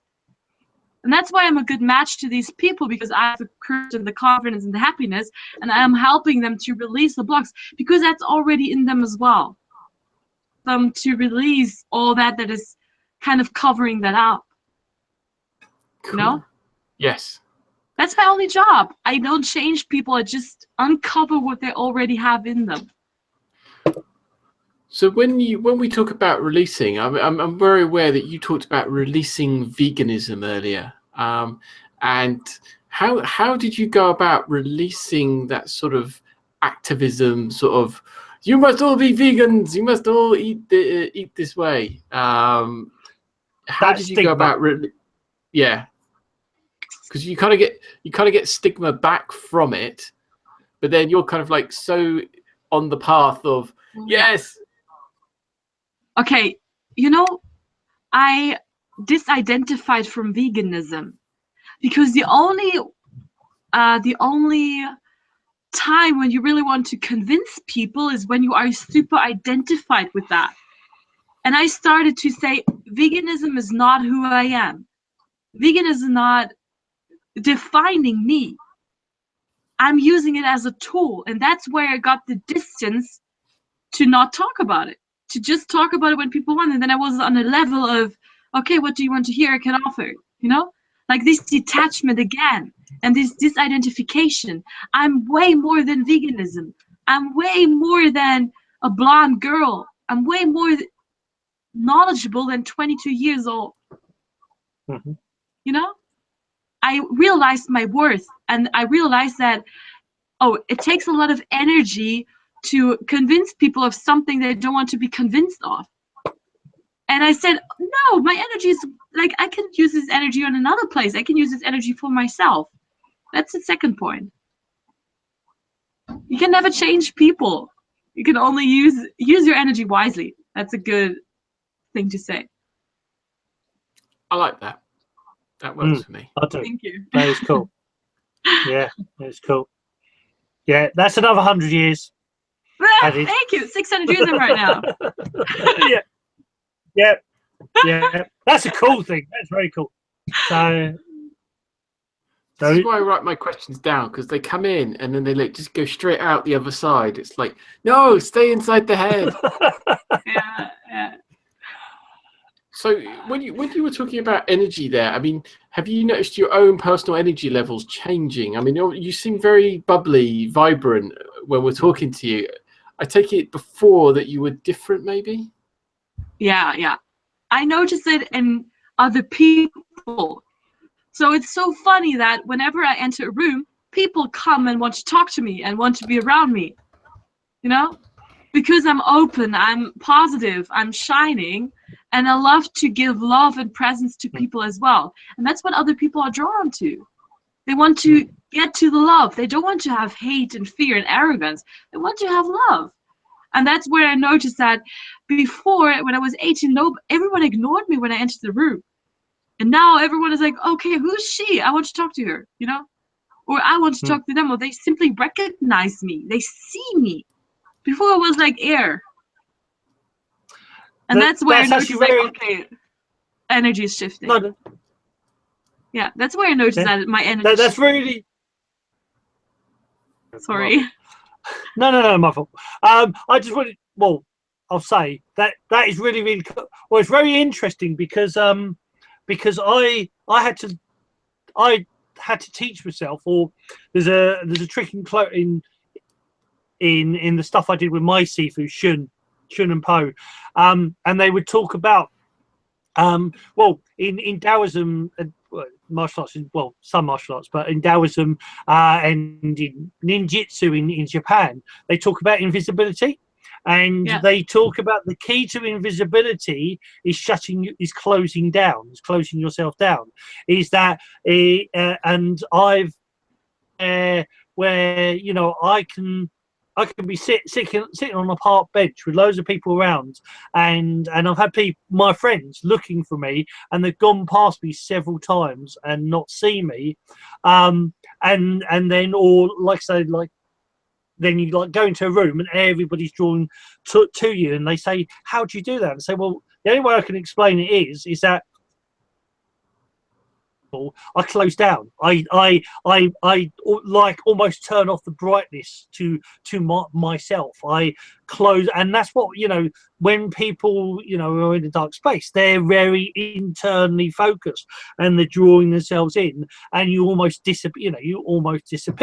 But when I want to be seen, or what, you know, is that when you're happy and when you're passionate, you're shining. And for me, you're in essence, you were saying, you know, you're basically shining like a light. Your love, your passion for yourself is so bright that people naturally see you. They're seeing you because your energy is so bright. I mean, Dragon Dog Shaman would say, very strong, Qi Jing Shen, you know, very strong, because you're exuberant, you're overflowing with Qi, Jing, and Shen, and therefore, when you do that, you're shining out to everybody. You can be seen, and like you say, you were doing the opposite originally, but the point is on that is then there you have a comparison. You know, you've been there, you've been in that place where you felt very dark and very alone, and was invisible, and pushing everybody away, which makes that barrier even stronger. And now you're doing the opposite, and you've learned from example. Because I always say, you know, there is no good or bad, there just is. Yeah. Your past has taught you to be who you are today, and that's the point. I love that.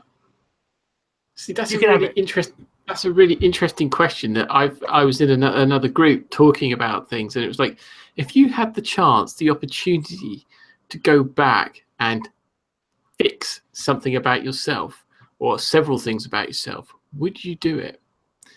And the interesting thing is, not a single person said yes, even though some of these people have been through significantly painful events in their life. Yeah. What I have done, I think I mentioned it once on the show. It's very similar to, I always forget the guy's name. There's a Taoist technique, but there's a guy in America who did this thing called quantum jumping, and basically it was this thing of, you go to another reality where you say you want to be a painter, and you go to in this theory of quantum physics, that they're now coming to this point where they believe there could be multiverses that exist, where you are doing everything. Where there's a universe where you're a painter, there's a universe where you're a rock star, there's a universe where you're something else. So all these possibilities exist, and this quantum jumping was that you go to this other reality and you learn from that person and the other reality. Now the Taoists have something similar, and whereas a kid I always said there were points, like the lowest points in my life, where I felt a presence, and that presence familiar. That's the best. It wasn't like a ghost. It wasn't, but there was some presence, and that presence sort of gave me. It was in essence telling me everything's going to be cool. Everything's going to be fine. All be good. And then later in my 20s, I started studying this. It's called Wu Chi Dao, and in Chinese and Taoism, and there's this thing of folding space, folding. You can fold, in essence, like traveling from one place to another, but you also go back in time. And I actually realized I actually went back to myself and gave myself love and energy and support at those moments, because when I started doing it, and I thought, I wonder if I can go back. As soon as I thought, I wonder if I could go back, I suddenly realized it was me supporting me when I was a child. That presence, that energy that I felt was me. It's yourself. Everything is you, but you love you. It's when you realize that you are your greatest fan, you are your greatest helper, you are your greatest lover, you are your greatest supporter. And because like people talk about all the sayings, like your family, or your mother is your greatest and it's actually you. It should be you. Because you're here, you've come into this world. The one person you can always rely on, the one person that should be able to give you unconditional love, is you. Yeah, totally true. Chris, distract me. Another question. Distract you? Oh yes, Buggy. So, being that you're at a higher vibrational level, you've obviously got a lot of love for yourself. Your cup's very full. Do you ever find yourself walking in the room and just going, oh, I can help that person, and I can help that person, and oh, I can definitely help you? Do you ever get tempted to go over and just start helping people, even though they might not be ready for that help? And how do you know if they are ready for that help? That's a good question. Sorry, that was like 9 questions in one go. Yeah. That's questioner. I think this is one thing I'm actually too shy and maybe not confident enough to do, to walk to people that are not into all that stuff at all. Like not into spirituality, not into consciousness work, and telling them about that. That's my point where I'm like, okay, I'm shy about that. And I'm afraid of that. That's why I'm always trying to help people on their level, where they are. Like if someone is needing someone that's listening to them, I'm there. It was so funny. I'm sharing all that stuff on Instagram, and I met a girl through Instagram, and we first met in Berlin, and she was like, oh, this is crazy. Like you were a little Buddha, and you are totally different from your Instagram stories. And I said, you know what is funny? I'm actually very highly floating in energy and vibrant, but you need this Buddha right now. You need the person that is simply present and listening to you. That's why I'm matching this word you need, So I'm not trying to act the way people need. I'm trying to be what people need. People need a quiet, peaceful Buddha. I'm there. People need someone who is spreading love and giving them a hug. That's what I do. So I'm trying to help them on an energetic level and not on an acting level and convincing and talking level. And that's the best way. That really you get that, because that is the best way, because it is, you know, because sometimes the best way to help somebody is Buggy. So it's what you're not doing is expressing what you need. What you're doing is accepting what the other person needs. I think that's how you're trying to say it, isn't it? Yeah. Yeah. See, because this is the thing I find really, really difficult myself, is that when you put in a positive word to a negative person, you're actually pushing them further away from where they need to be. Sometimes you just need to listen, and by listening, they release. And so you don't need to go into maybe spirituality or, you know, the universe or cosmic stuff, because I love that word, cosmic. It's great. It's a great word. And sometimes all you got to do is listen. And I had this the other day. In fact, yesterday, somebody was just melting down, and I was having to explain about the steam valve of emotions going off and it's releasing, just doing what it's supposed to do. You know, you're letting the emotion out, so therefore everything's working fine. Next day, I was amazed myself, because they came in, they're smiling, they're happy. It's like, whoa, because they just had someone listen to them. Yeah, and here's another thing: like, if a person is very, very low, like very sad, and you are on a high state of love, this jump is too high for them. So it's actually benefiting them if you go into the lower stages, and for a period of time, like, be a little bit of sad as well, or be a little bit of negative. When someone is very, very negative and hating the whole world, okay, I can say something that is negative as well. So we are doing this, what is the English word? Intuition, based on our intuition.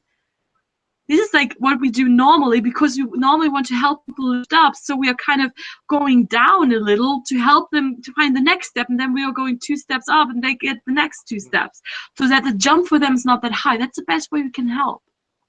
Yeah. Be the perfect, loving, conscious person all the time. No, be down there. I'm down there sometimes as well. I don't care, because that's where it can help. And that's where I'm sometimes right now, to be up there as well.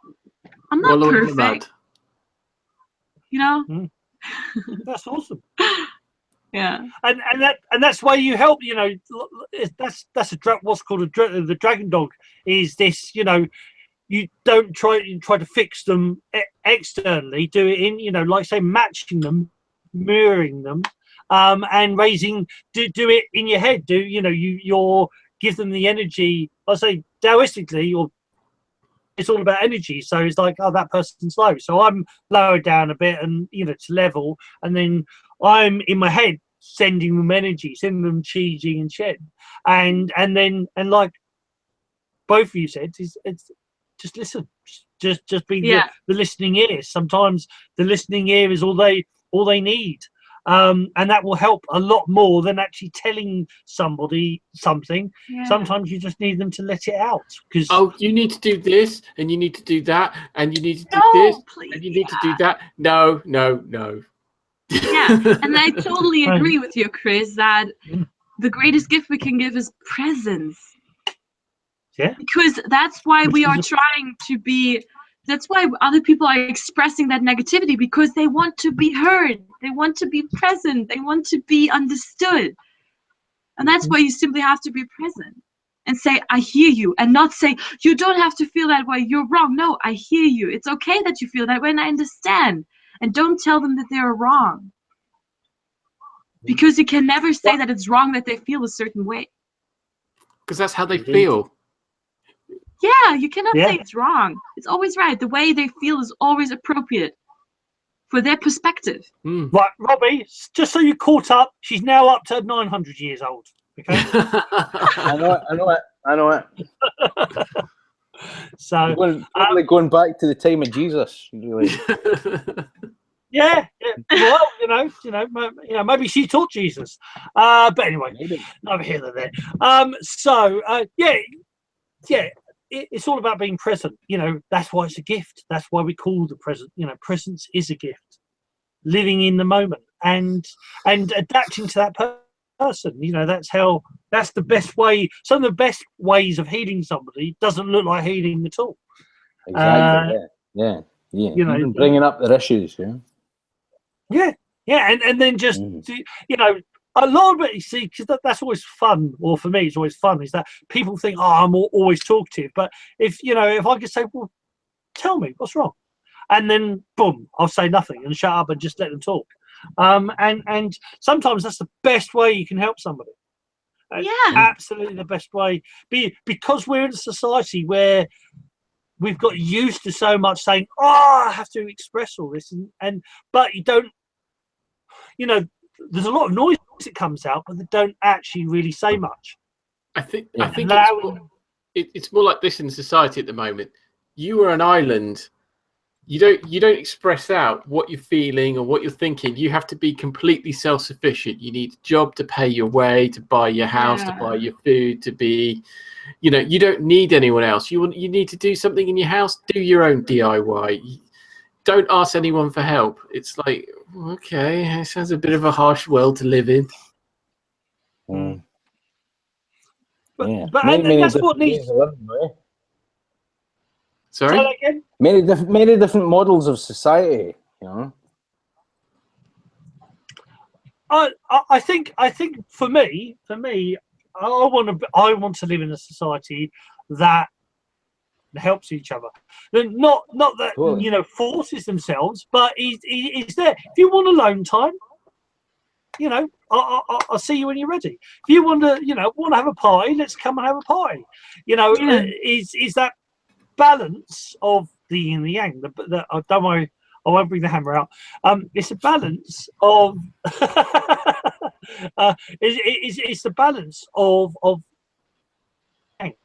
and just balance. Is that there are times when people need to be a community, but there will be times when people need to be one with themselves and one with nature. And definitely, I think especially the more sensitive you are as well.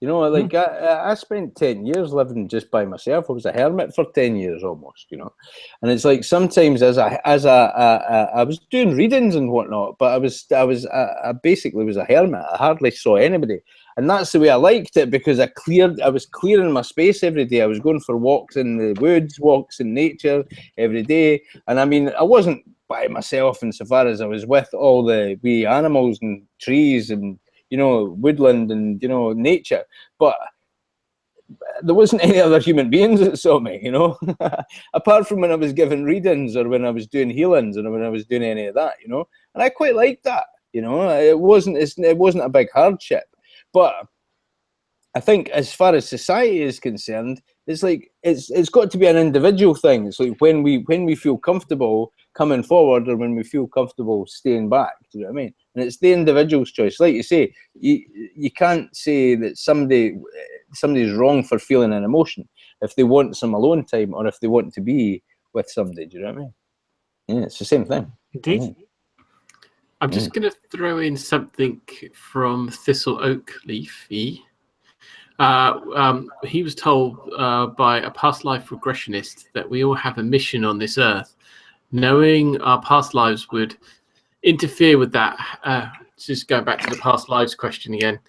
However, you can access them through the Akashic records. There is something there that will help in this life, or if a phobia needs dealing with. Okay. Hopefully all that made sense. Yeah. No, yeah, in meditation and energy work, with the stuff I've done, I've woken up to more and more past, in essence, past lives. That for me, it's just more. Yeah, it's more information. It's more. But it's all a big story. For me, the past lives are cool, but the whole point of they're all past lives that brought me to here. Here is the most important. Not knowing about them is cool, Yeah. But it's now that's the most exactly. It doesn't. Exactly. None of those things matter unless they have a relevance to how you are enjoying the present moment. And we can always get to that oneness. It's like you're saying, and a lot of all these modalities, it comes from oneness.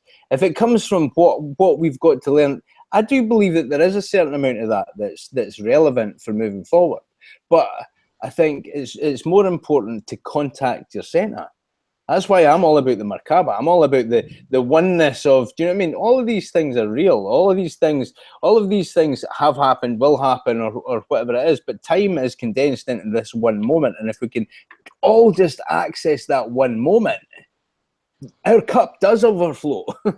it can't help but overflow, and then all you have is enthusiasm for everything. Do you know what I mean? Or for other people. Example, Lorelle? Yeah. Yeah.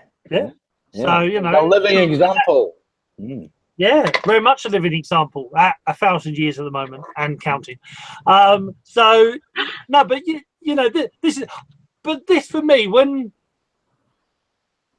I think this for me, when people talk about ascension, the biggest thing for me about ascension is actually waking up to the fact that you have been here since the dawn of time, that everything is all interconnected, that this is an illusion of sorts but you're here to express love, you're here to have fun, you're here to explore and learn. That's true ascension, is that at the moment most people are asleep or trapped in the reality of fear and terrorism and this and that and the other, and it's like, we can solve those problems, but you only solve them by stop worrying about, stop panicking about them, Definitely. stop worrying about them, stop being in fear of them, and then go forwards. And so ascension for me is waking up. It's waking up to the fact that we have the ability to change stuff, but before we can change anything else, we have to do it here. We have to sort ourselves out. Then we can sort everything else out. And we'll sort everything else out by purely working on us. Because if everybody was like us lot here, you wouldn't have half the problems that we've got. And that's if you work on yourself and work on and helping each other and work on building yourself up, we wouldn't have the problems that we have. And that's what needs to happen. That's Agreed, how we save the earth, is by saving ourselves first. It's working on ourselves. I agree to a certain degree. Yeah, I think there's different levels of ascension. What ascension really is, and the different levels of epiphany about, because these things we're talking about are these fundamental things are things that we can solve very simply just by a change in attitude.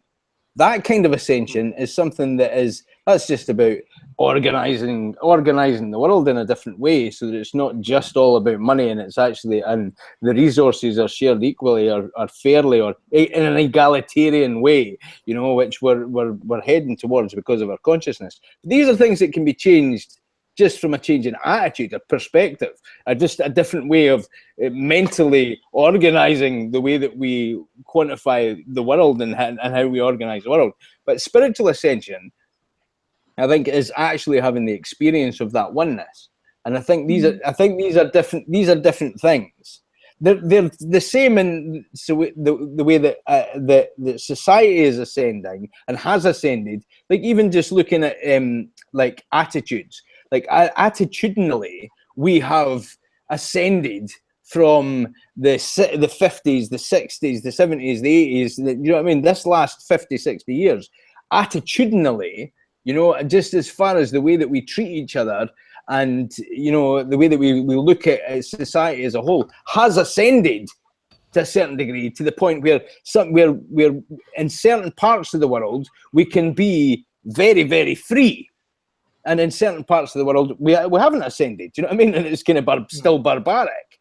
But I think ascension, as far as the spiritual unfoldment and expansion of our consciousness is concerned, I think that's all leading to oneness. And then there's also the ascension of our evolution that many people see. We were talking about breatharianism, you know, and activating the divine nectar and actually living off of light, you know, like sun gazing and understanding a different way of feeding. I mean, that's a whole different point of ascension that your average person would go, huh? They're not ready really.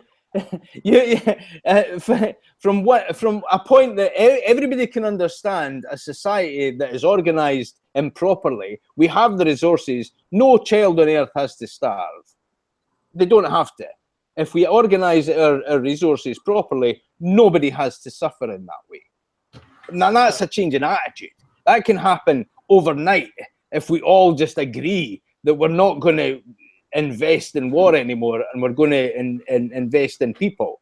You know, that's an attitudinal adjustment that doesn't need, you know, it doesn't need oneness for that to change. That just needs a change in attitude, you know. Yeah. So I think it's different levels of ascension, really, you know. So that was my point. And it was a good point. It was a very good point. Right, we should really start wrapping it up now. So, is there, right, let's see, Chris, is there anything you want to ask or add?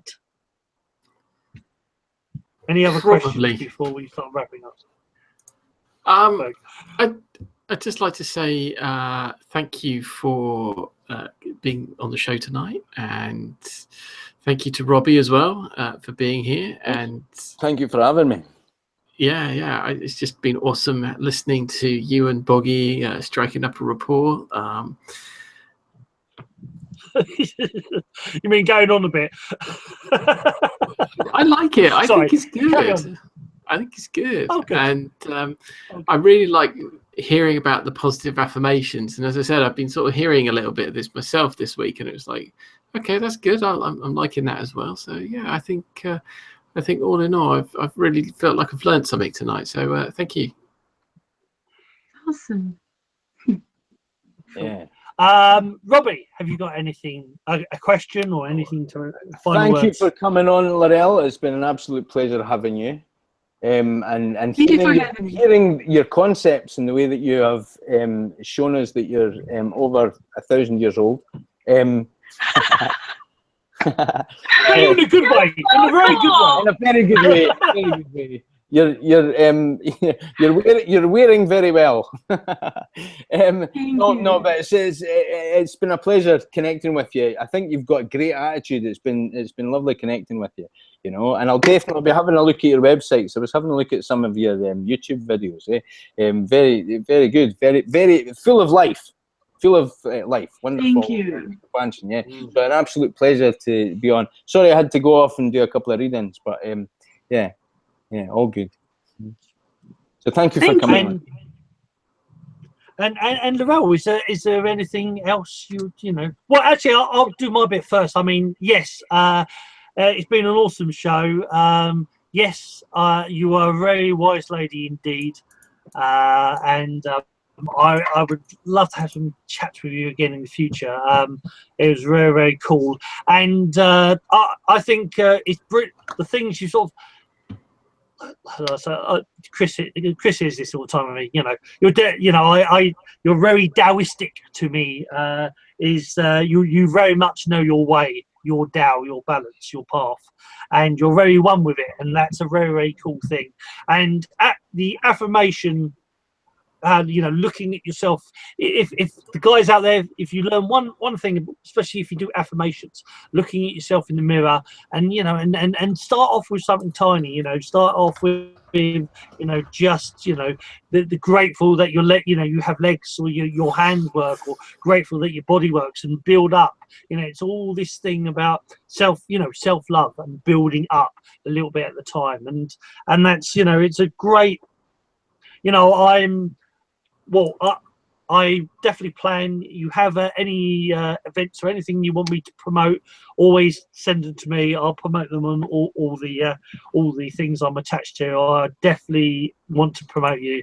I think you have a very cool way of doing what you do, and definitely. Definitely. Have you and any? What are your websites? Do you want to say your websites in the show just before we wrap up? What do we look for Lorelle? Lorelle Dehnhard, yeah. For my name, just my name.com. Yeah. It's your name.com. Your link. Yeah. Your links are on the information. If you're listening on podcast, look on podcast. You'll see the links there, because they're also. If you're watching on YouTube, you'll see the link on. Should see the link on YouTube. It is also, if you go to the Way of Conscious Mindfulness on the fan page, you'll see the bio there, and her links are down there as well. So yeah, there's lots of ways that you can find and contact Lorelle. So any last words, Lorelle? Anything else you'd like to say before we go? I really, really want to say thank you, because I think it was a very flowing conversation. You know, you have a lot of people that you cannot really spread everything with them. Like, you have a certain where you say, okay, I can't talk about it, but with you guys it was like, okay, I can talk about everything. You understand because you're on the same path. That's why it was so awesome. It was flowing, like it was good. Yeah, really, thank you for having me. I 100% agree. There's things I don't always say that and like with Robbie, we talk. This is why we're saying you're 1,000 years old, because we're talking, the sort of the stuff we've been pondering on for like 20-30 years, and you're already up at our level, and you're going, oh, how about this and how about this, and it's like, boys, it's time to catch up. So it's great to have a very conversation. I'll use that terminology. Yes, it's a very cool conversation, and thank you very much. Right, so for the podcast world, I hope you enjoyed the show. Next week we have, I'm going to get his name wrong, Brian Pixori, I think his name is. Sorry, Brian, I know I probably got your name wrong. Please forgive me. Words always get muddled up when I try and remember them. But yeah, Brian is on the show next. Quite a well-known guy. He will be on next week. If you're interested in funding the show, we have a Patreon we're setting up, and a Patreon for the Way of Conscious Mindfulness, and we will be giving away a free badge, and also there's a few sort of secret, there's sort of unlisted shows that we've done in the past that we're setting up for Patreon. So there's a few little things there. If you're interested in funding us and helping us, then there will be links for Patreon and for the Way of Conscious Mindfulness. Otherwise, it is goodbye from the mighty Robbie Doll. Hey. It's goodbye from the questioner. Goodbye. Goodbye. And it's goodbye from the very wise, the 1,000-year-old, beautiful Lorelle. Thank you, guys. Bye-bye. Okay, so take care. Hope you enjoyed the show. See you next time. Love, Chi, and Shen, Sifu Boggy, and the Way of Conscious Mindfulness. Thanks for coming.